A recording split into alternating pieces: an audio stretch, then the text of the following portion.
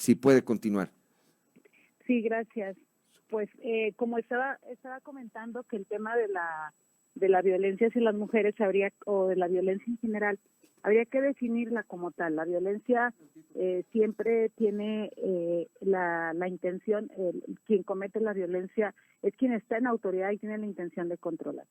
Generalmente por cultura los hombres y las mujeres vamos construyéndonos así, que el hombre es el que manda, que el hombre es el que tiene, y por sí mismo tiene a veces más ventajas para ejercer esa autoridad. Entonces, la violencia familiar se define como tal, el abuso del poder con la intención de controlar, dominar y someter a quien tienen por debajo en su autoridad. Y para poder controlar, someter y dominar a la mujer, generalmente se usa un acto agresivo y eso va a provocar un daño. Eso es la violencia la definida. Y luego habría que ver el tiempo que se vive la violencia, no definirlo solo en un acto, no definirlo solo en el momento en que sucede esta agresión y el señor muere. O sea, no es solamente definirlo ahí y no es solamente decir, no, pues es que las evidencias son que ella fue quien hizo todo para matarlo. Eso además se encargaría la autoridad de definir y de investigar cómo sucedieron los hechos.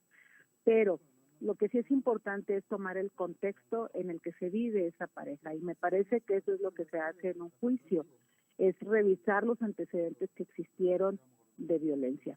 Las mujeres que padecen violencia entran en un síndrome que poco se habla de él, que se llama el síndrome de adaptación paradójica.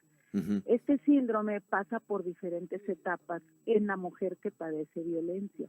Y entonces, en estas etapas, son 4 etapas, y la última etapa donde la mujer entra a la violencia, en la última etapa entra en un periodo que se le llama periodo de hostilidad. Cuando la mujer ya vivió violencia durante algún tiempo, la mujer cambia en su forma de ser, cambia porque es un proceso. Lo primero que empieza con con afectación por la violencia, con el primer acto violento, la mujer pierde su seguridad, le produce miedo, busca cómo resolver esto, ve que no tiene, se queda ahí haciendo algunas cosas para mantener el equilibrio y evitar que la violencia sea más fuerte. Y es cuando decimos que una mujer se queda en indefensión, se queda ahí viviendo la violencia. Cuando esto sucede y se hace crónico, entonces la mujer entra a este periodo de hostilidad, en donde pareciera que se le acabó el amor, pareciera que se le acabó el afecto hacia la persona, y no se da porque lo sigue queriendo, no se le acabó el afecto, eso da la impresión, porque la mujer se vuelve hostil, empieza a negarse a muchas cosas, dice que, o se empieza también a agredir, pero no como lo hace el hombre hacia la mujer. La agresión de la mujer es para defenderse de los actos violentos a los que ha estado sometida durante mucho tiempo. Sí, que aquí en este caso, doctora, a ver, disculpen sí, que la interrumpe, el antecedente es que había un tema de violencia recurrente de Mario hacia Ada Griselda. Sí.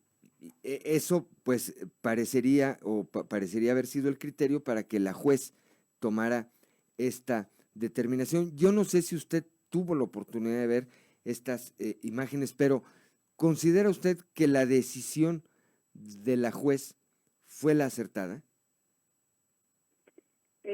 Yo considero que con los elementos que yo estuve leyendo en días anteriores, yo considero que la juez toma en cuenta esto que yo le estoy platicando, los antecedentes.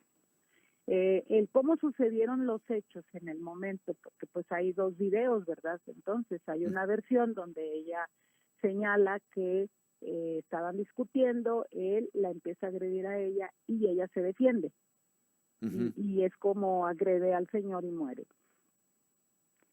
Eso se dio aparentemente en lo que yo leí y vi en las noticias, no estuve en el juicio, no escuché lo que una parte y otra parte dijo, pero lo que yo veo en los medios es que había un acto agresivo en ese momento, de uno hacia otro, ella contesta y se da la agresión que le quita la vida. Porque, mire, en referencia a eso que usted decía, a ver, no es que ella o no es que la mujer deje de querer a su pareja, las escenas son verdaderamente dramáticas, doctora, porque cuando ella se da cuenta del daño que le infligió, que le arrancó la vida, lo abraza, incluso trata de reanimarlo. Y ella es quien pide ayuda. Exactamente, y es ella quien da parte de las autoridades, pide ayuda, no huye del lugar de los hechos. Exactamente. No huye del lugar de los hechos. No lo dejó ahí tirado, abandonado. Exactamente. A lo mejor, digo, ahora sí que el hubiera no existe, doctora, pero quizá si no hubiera pasado lo que pasó, a lo mejor hoy estaríamos hablando de un feminicidio más. De otro feminicidio, exactamente. Así es. Sí, es que esa es la parte que se tiene que tomar en cuenta. Yo entiendo a los familiares del señor y entiendo a los vecinos. ¿En qué sentido los entiendo? Porque, ojo con esto, la violencia se vive en 4 paredes y quien abusa de ese poder para dominar, controlar y dominar, lo hace dentro de 4 paredes. Y hay personalidades de hombres que agreden a las mujeres que dentro de su casa son muy agresivos, pero fuera de su casa son muy amables. Incluso hace años, y dejó de tomarse esa clasificación por asuntos de derechos humanos, pero hace muchos años había perfiles de hombres que se denominaban con nombres de animales. Uno de ellos era el pitbull y el otro era el cobra. Así estaban definidos. Se dejaron de utilizar los nombres por razón de no cometer actos de discriminación hacia los hombres o de etiquetarlos, pero el perfil es el mismo, aunque le hayan quitado el nombre. ¿Cuál es el perfil? Es el perfil del hombre amable, del hombre que es muy colaborador fuera de casa, del hombre que es amable con todas las mujeres fuera de sus compañeras de trabajo, en las calles, pero dentro de la casa se transforma. Y es un hombre bastante agresivo que puede incluso cometer los feminicidios, y incluso hay hombres que se suicidan después de cometer ese feminicidio, pero porque se dan cuenta de lo que pasó y porque la apariencia que tienen ante la gente es el buen hombre. No sé si este sea el caso de esta persona, pero si él aparentaba que era el bueno de la casa y que quien agredía era ella, porque a lo mejor ella era gritona, porque a lo mejor ella era contestona, pero es que la mujer estaba en el periodo de hostilidad y el hombre seguía como viendo esta parte diciendo pues yo ni le hago nada y ella por todo se enoja, pero son las etapas por las que vivió una mujer en situación de violencia y tal vez los vecinos ven esta parte amable. Nada más señor, esa parte, ¿verdad? No, parte, fraccionada no la ven. No ven lo que vivieron adentro. Y entonces, si él era un comerciante y estaba a la vista del público y con el público era muy amable y con su familia era muy amable, pues entonces la gente dice, tengo razón de protestar.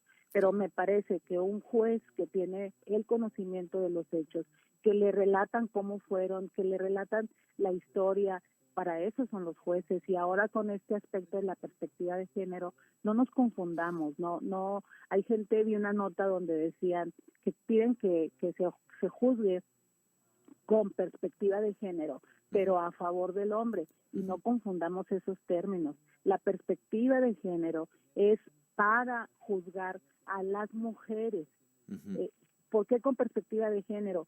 Porque durante muchos años las mujeres hemos transitado en la vida con una enorme desventaja, y la perspectiva de género lo que intenta es ver esos elementos que han ocasionado estas diferencias de trato y que ahora esas diferencias tienen que desaparecer.